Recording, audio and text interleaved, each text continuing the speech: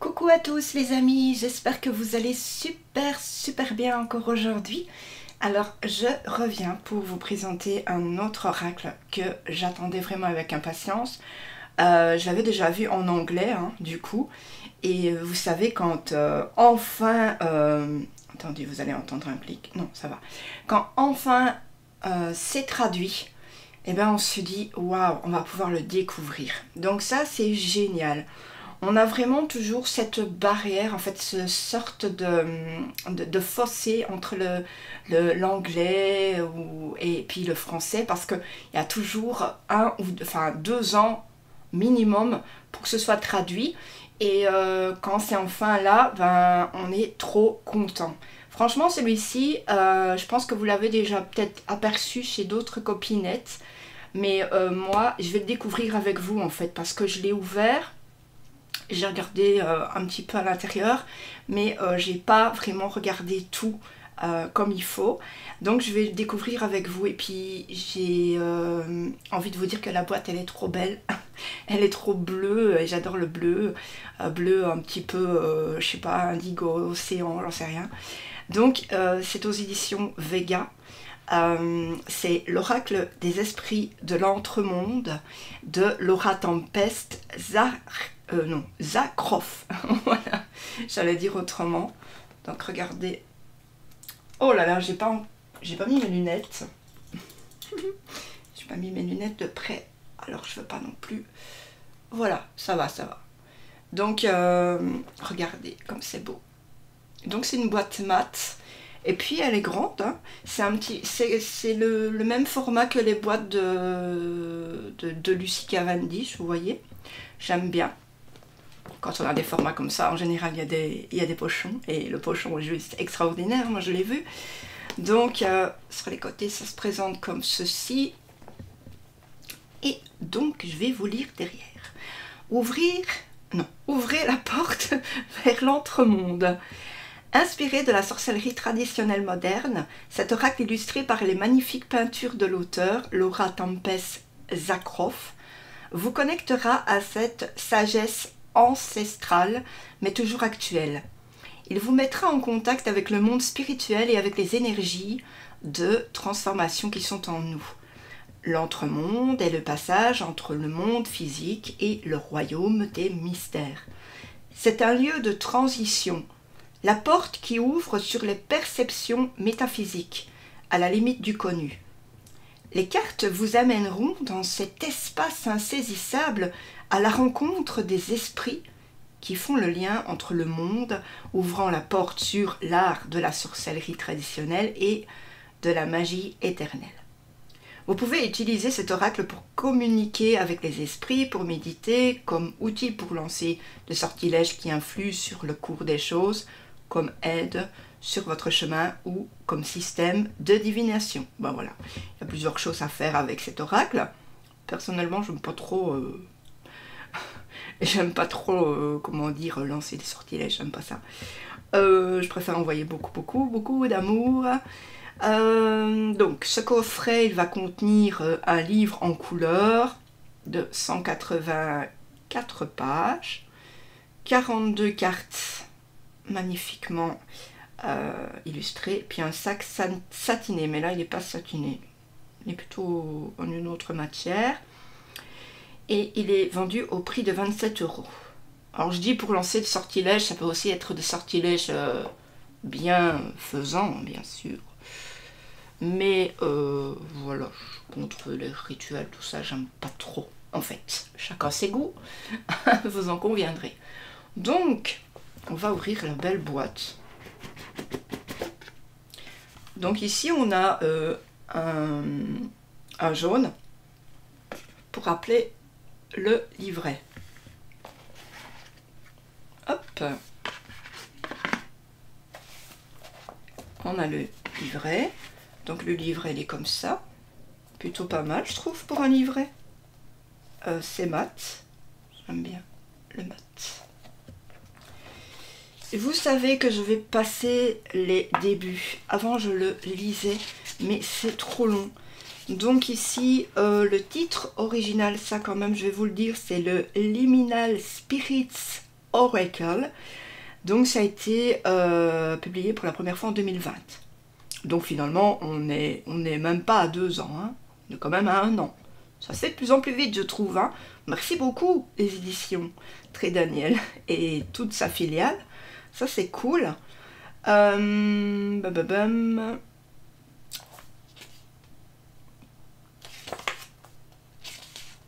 Alors, on a le sommaire. Donc ici, on a bienvenue. Comment travailler avec cet oracle?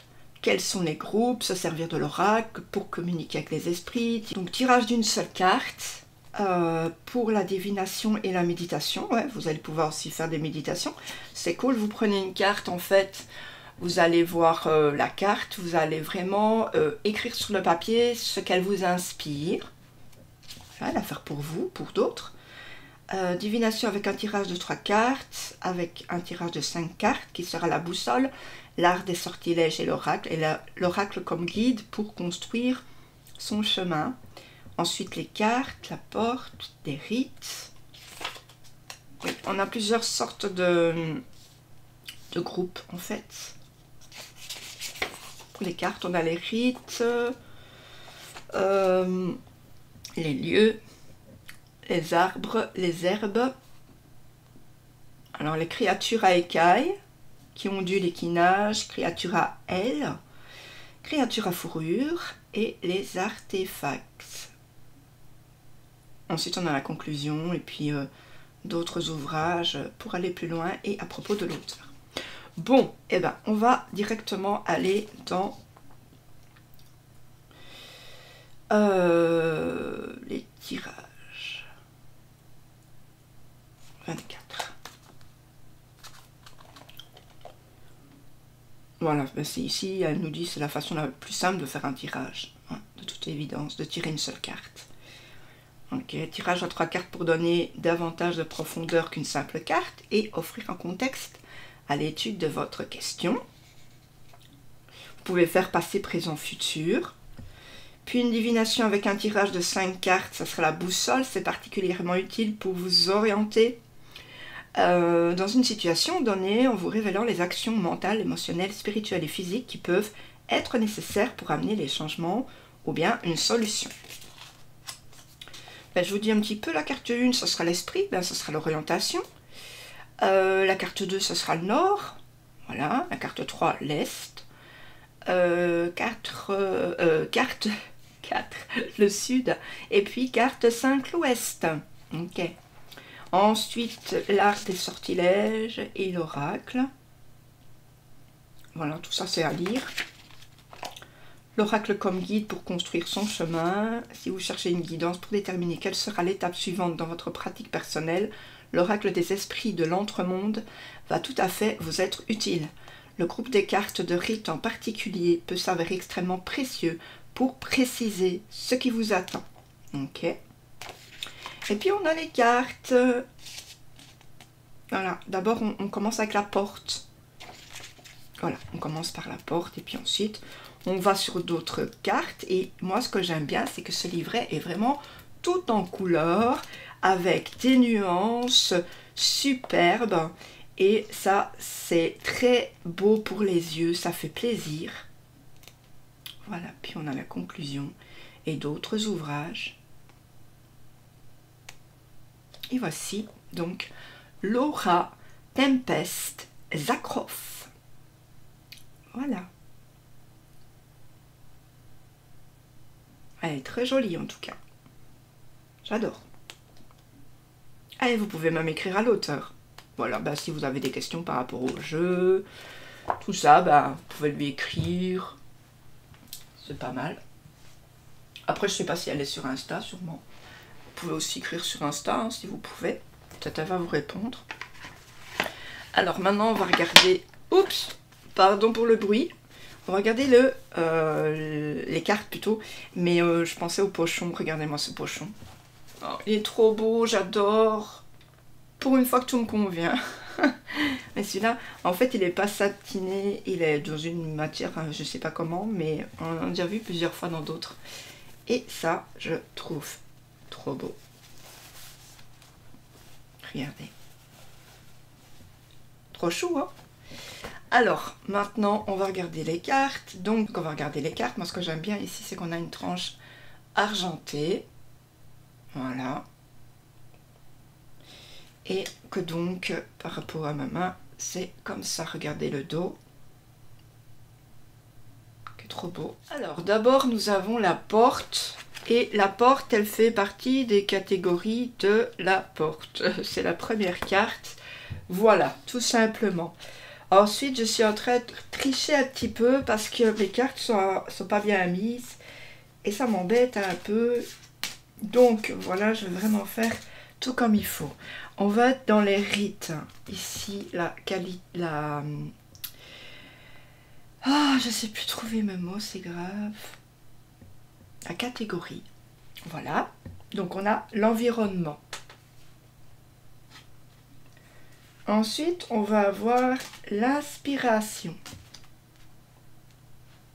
Ensuite, les racines. Alors, j'adore les cartes parce qu'elles sont toutes de couleurs différentes. C'est vraiment bien pour le moral. Et puis, on aura le temps. Voilà. Alors, ici, donc, ensuite, on va avoir les lieux qui seront... Parce que tout est mélangé. Bref, j'ai pas fait attention. Donc, on a le cimetière, le désert, l'étoile. Ici, moi j'adore celle-ci, c'est l'étoile du berger. Clairement, je l'adore, elle est trop belle. On a ensuite la forêt. La grotte. Ici, quand c'est la grotte, ben, on peut dire hibernation, par exemple. Et puis l'océan. Voilà. Ensuite, on va voir les arbres. Là, on va avoir... je vais faire dans l'ordre, hein, parce que rien n'est dans l'ordre. Donc, on a le bouleau, ici. Le cèdre.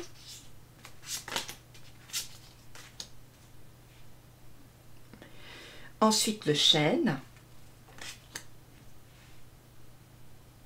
Puis, le frêne. Et pour finir, on a le noyer. Voilà. Donc ensuite, on a les herbes. Alors, j'ai compris, c'est tout à l'envers. Bon, on va faire comme ça alors. L'aconite. Aconite, pardon. Ensuite, on a l'armoise, il faut que je la trouve. Voilà. Alors ensuite, belladonna.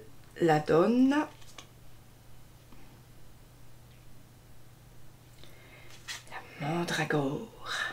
Très jolie. Et puis, on a, eh bien écoutez, la rue. Je ne savais pas que ça existait. Alors maintenant, on va tomber sur les créatures à écailles qui ont dû l'équinage. D'accord? Donc, comme c'est mélangé, ben, on va faire à l'envers. Hop là.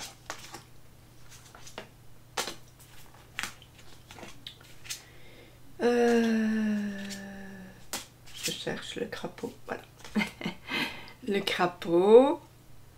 Après, on va avoir l'escargot. J'aime beaucoup le toucher, c'est très agréable. Après, le poisson.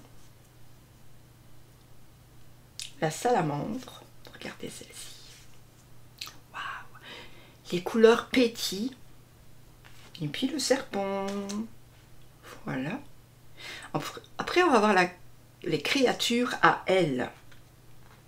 Donc, on va avoir, pour être dans l'ordre,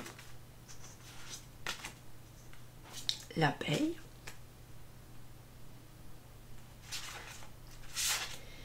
la chouette, regardez.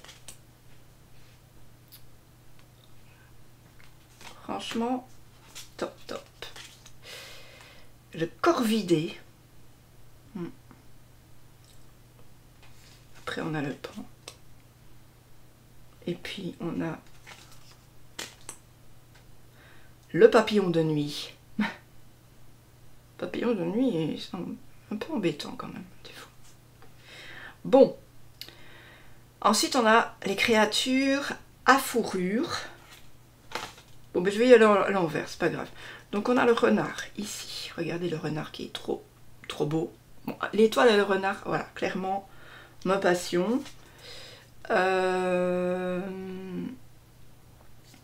cerf. Le cerf, j'aime bien ici parce que c'est vraiment un cerf, mais qui est transformé en... Comment dire, on dirait un être humain en fait. Et le cerf est mon animal totem. On a le chat. Alors celui-ci, vous allez craquer. Encore une carte chaude. Le chat. Ah, top, j'adore. On a le lièvre. Et le renard. Ben, on a tout vu alors. 2. Attendez, il y en a 5, 3, 4.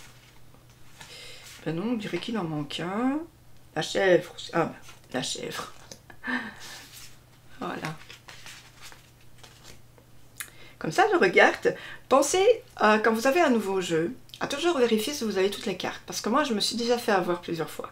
C'est pas à cause des éditions, hein, c'est parfois quelque chose qu'ils font, ben voilà, ils font à combien d'exemplaires, tout ça. Et des fois que vous pouvez avoir une carte en moins, ou bien avoir une carte en plus, ou 2 en moins. Quand c'est le problème de ça, si vous avez été en boutique, s'il vous plaît, ne dites pas je vais écrire aux éditions Tridaniel. Allez carrément dans votre boutique et allez changer. Voilà, vous avez le droit. Même dans les magasins, vous avez le droit. C'est normal, d'accord? N'ayez pas peur, on ne va pas vous dire non. C'est tout à fait normal. Voilà. Alors maintenant, sur les sites internet, moi j'en sais rien comment ça marche.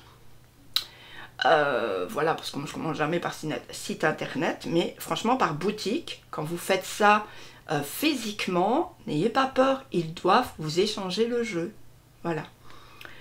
Parce qu'il y a des fois, on m'a posé la question, et voilà.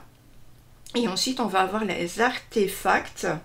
Alors, qu'est-ce que c'est un artefact? Un artefact, donc, c'est un phénomène d'origine humaine, ou bien artificielle, intervenant dans l'étude des faits naturels, donc produits de l'art ou de l'industrie, ou de l'industrie humaine. Voilà, tout simplement. Et donc, on va avoir, voilà, ok, donc c'est le cristal. Donc c'est tout ce qu'on trouve dans la nature, dans la terre, tout ça. Métal, argile, les fibres, les os. Et puis, on a le champignon. Voilà, donc ça, je ne sais pas s'il fait partie des artefacts, mais il est en dessous, donc à mon avis, il doit être dedans. Hé hé, qu'est-ce que vous en pensez, les amis? En tout cas, je le trouve magnifique. Franchement, coup de cœur. Coup de cœur, coup de cœur, coup de cœur. On va faire une petite carte ensemble, hein, pour voir un petit peu ce que ça dégage. Donc je mélange et puis je vous retrouve tout de suite.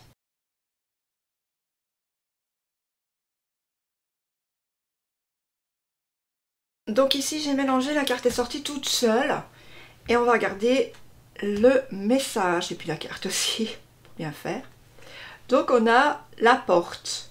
Ici aussi on peut parler d'intuition puisqu'on a l'œil. Pour moi c'est l'intuition, donc la porte. Et différents chemins finalement vers lesquels on peut aller. Quand on prend une décision, ben, on peut se diriger vers un chemin. Si on prend une autre décision, on ira vers l'autre.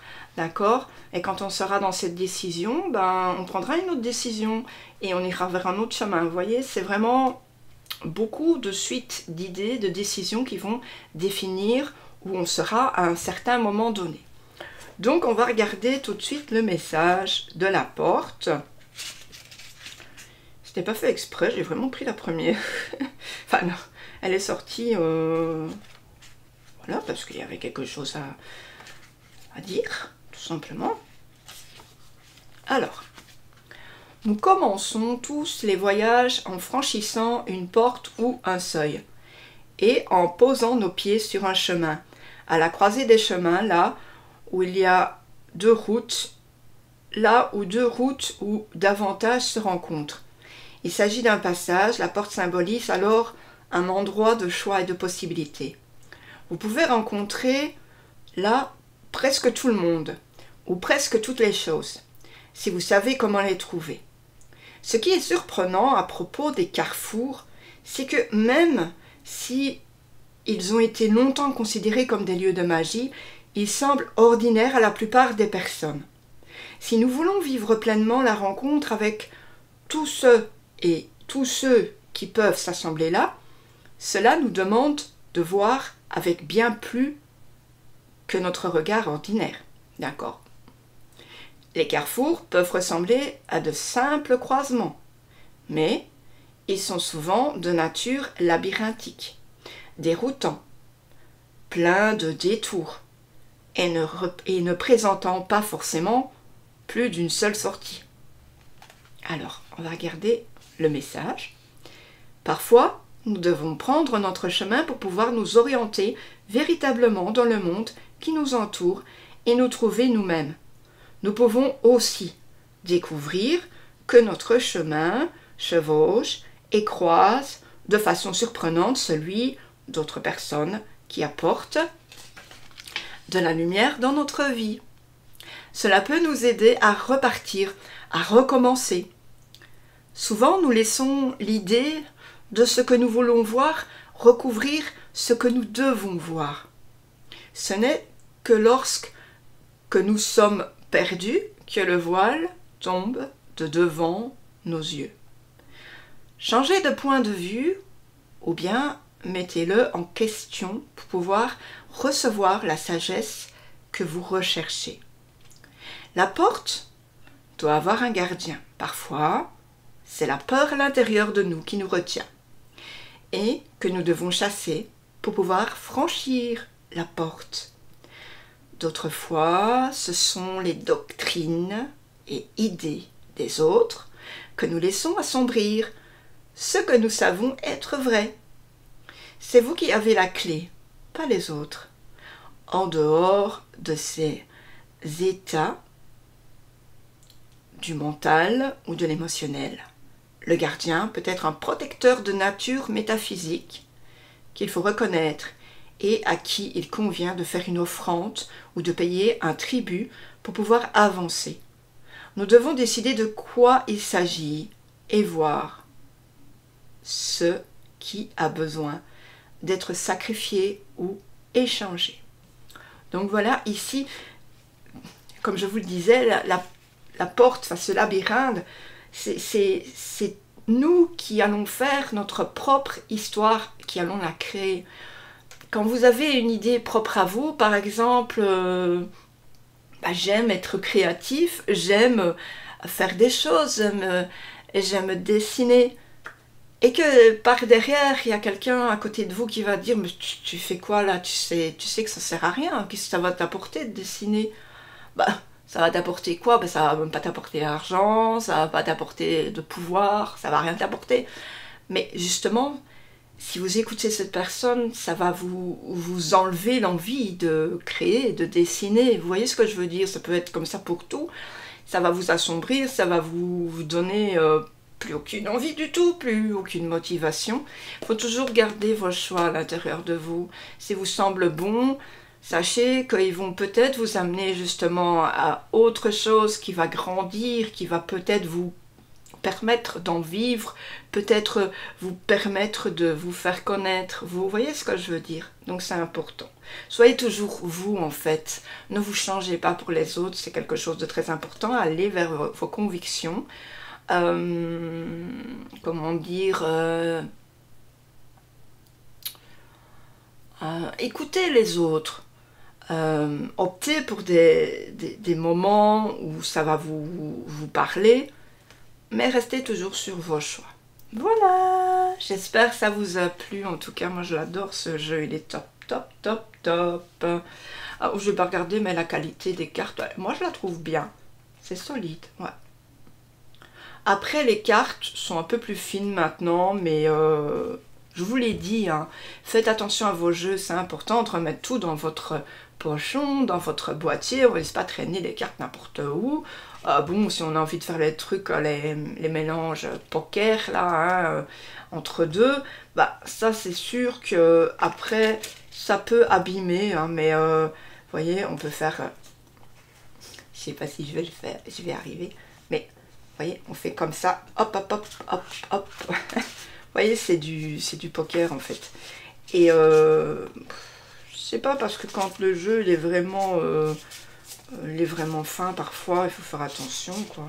D'accord? Si vous aimez votre jeu, bah, prenez juste battez comme vous voulez le faire. En fait. Voilà. Et ben, écoutez, je vous laisse et puis je vous retrouve très bientôt. Je vous fais d'énormes bisous. N'hésitez pas à liker, à commenter, à partager, à vous abonner si ce n'est pas déjà fait. D'accord? Bisous, bisous les amis. Prenez bien soin de vous surtout. Ciao.